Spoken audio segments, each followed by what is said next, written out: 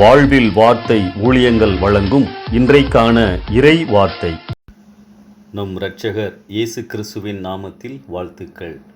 நம் விசுவாச வாழ்க்கைக்கு ஆதாரமாக இருப்பவைகள் ஆண்டவரின் வார்த்தைகள் அடங்கிய வேத புத்தகம்தான். ஒவ்வொரு நாளும் நாம் அந்த தேவ வார்த்தைகளை வாசிக்கும்போது, தியானிக்கும்போது, அந்த ஜீவனுள்ள வார்த்தைகள் மூலமாக ஆண்டவர் நம்மோடு பேசுகிறார், பலப்படுத்துகிறார், தரிசனங்களை கொடுக்கிறார், அதாவது தேவைகளை உணர்த்துகிறார். ஒவ்வொரு நாள் காலையிலும் வேதத்தை திறக்கும்போது எந்த மனநிலையோடு திறக்கிறோம்? நம் சூழ்நிலைக்கு ஏற்ப, நம் தேவைக்கு ஏற்ப ஆண்டவர் வசனங்களை தர வேண்டும். அதன் மூலம் நாம் உற்சாகம் அடைய வேண்டும். வேத புத்தகத்தை சந்திக்கும்போது நம் எதிர்பார்ப்பு என்ன? கடவுள் நம்மை உற்சாகப்படுத்த வேண்டும் என்பதுதான். என் பிரச்சனைகளுக்கு விடை காண வேண்டும் என்பதுதான். அந்த நாளுக்குரிய பலனையும் வழிநடத்துதலையும் பெற்றுக்கொள்ள வேண்டும் என்பதுதான். இதில் தவறில்லை. ஏனென்றால் இந்த அணுகுமுறை எல்லோருக்கும் தேவையானது. ஆனால் இப்படியே பழகிவிட்ட நாம் வேதம் நமக்கு உணர்த்துகின்ற, ஆண்டவர் நம்மிடத்தில் எதிர்பார்க்கின்ற இன்னொரு உண்மையை கவனிக்க மறந்து விடுகின்றோம். ஆண்டவர் நம்மிடத்தில் எதிர்பார்க்கின்ற காரியத்தை வேதத்திலே வைத்திருக்கிறார்.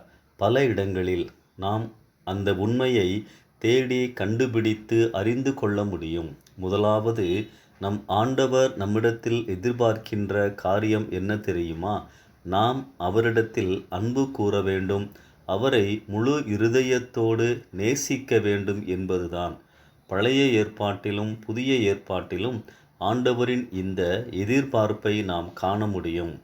நீ உன் தேவனாகிய கர்த்தரிடத்தில் உன் முழு இருதயத்தோடும், உன் முழு ஆத்துமாவோடும், உன் முழு பலத்தோடும் அன்பு கூறுவாயாக. உபாகமம் 6 அதிகாரம் 5 வசனத்திலும், மத்தேயு 22:37 வசனத்திலும் பார்க்கலாம். பவுல் கொரிந்தியருக்கு எழுதும்போது எச்சரிக்கையாகவே விசுவாசிகளுக்கு எழுதுகிறார். ஒருவன் கர்த்தராகிய இயேசு கிறிஸ்துவனிடத்தில் அன்பு கூறாமல் போனால் அவன் சபிக்கப்பட்டவனாய் இருக்க கடவன். கர்த்தர் வருகிறார். 1 கொரிந்தியர் 16:22. கடவுளை நேசிப்பதின் அடையாளம் என்ன? நாம் தேவனுடைய கற்பனைகளை கை கொள்ளுவதே அவரிடத்தில் அன்பு கூறுவதாம். அவருடைய கற்பனைகள் பாரமானவைகளும் அல்ல. 1 யோவான் 5:3 வசனம். நாம் அவருடைய கற்பனைகளின்படி நடப்பதே அன்பு. 2 யோவான் 1 அதிகாரம் 6 வசனம். இயேசு நம்மை நேசிப்பதை சிலுவையில் நமக்காக மரித்து நம்மேல் வைத்த தமது அன்பை நிரூபித்தார்.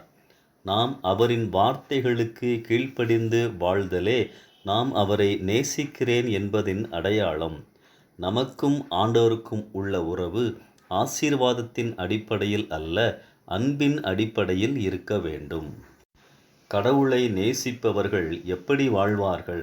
ரோமர் 8 அதிகாரம் 36 முதல் 39 வசனங்களில் பவுல் தன் வாழ்வில் சந்தித்த எல்லா கஷ்டங்களையும் பட்டியலிட்டு, தொடர்ந்து நம்முடைய கர்த்தராகிய கிறிஸ்து இயேசுவில் உள்ள தேவனுடைய அன்பை விட்டு நம்மை பிரிக்க மாட்டாதென்று நிச்சயித்திருக்கிறேன் என உறுதியாய் சொல்கிறார். ஆம், தேவனை நேசிப்பவர்கள், விசுவாசமாய் இருப்பவர்கள், உறுதியாய் இருப்பவர்கள், சகிப்பவர்கள் தேவ சித்தத்தை தங்கள் வாழ்வில் ஏற்றுக்கொள்ளுவார்கள். கடவுளை உண்மையாக நேசிப்பவர்களுக்கு வேதம் காட்டும் ஆசீர்வாதங்கள். 2 வசனங்களை நினைவுபடுத்துகிறேன். என்னிடத்தில் அன்பு கூர்ந்து என் கற்பனைகளை கை கொள்ளுகிறவர்களுக்கோ 1000 தலைமுறை மட்டும் இரக்கம் செய்கிறவராய் இருக்கிறேன். உபாகமம் 5:10 வசனம். அன்றியும் அவருடைய தீர்மானத்தின்படி அழைக்கப்பட்டவர்களாய் தேவனிடத்தில் அன்பு கூறுகிறவர்களுக்கு சகலமும் நன்மைக்கு ஏதுவாக நடக்கிறதென்று நிச்சயித்திருக்கிறோம். ரோமர் 8 அதிகாரம் 28 வசனம். ஆண்டவரிடத்தில் அன்பு கூறுகிறவர்களுக்கு தலைமுறைகளுக்கு தொடரும் இரக்கம் சகலமும் நம் வாழ்வில் நன்மைக்கு ஏதுவாகவே. பிரியமானவர்களே, ஆண்டவரை நேசித்து வாழும் வாழ்க்கையில் சமாதானமும் நன்மைகளும் நிறையவே உண்டு. யோவான் 21 அதிகாரத்தில் பேதுரு பின்வாங்கியிருந்த சமயத்தில் புதிய பொறுப்பை இயேசு அவருக்கு கொடுக்க இருந்த பொழுது இயேசு எப்படி உரையாடலை ஆரம்பிக்கிறார் என கவனியுங்கள். நீ என்னிடத்தில் அன்பாய் இருக்கிறாயா? நீ என்னை நேசிக்கிறாயா? நம் ஆண்டவரின் எதிர்பார்ப்பு நம்மில் இதுதான்.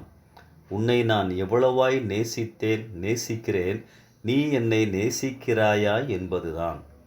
ஆம், ஆண்டவரை நேசிக்க ஆரம்பிப்போம்.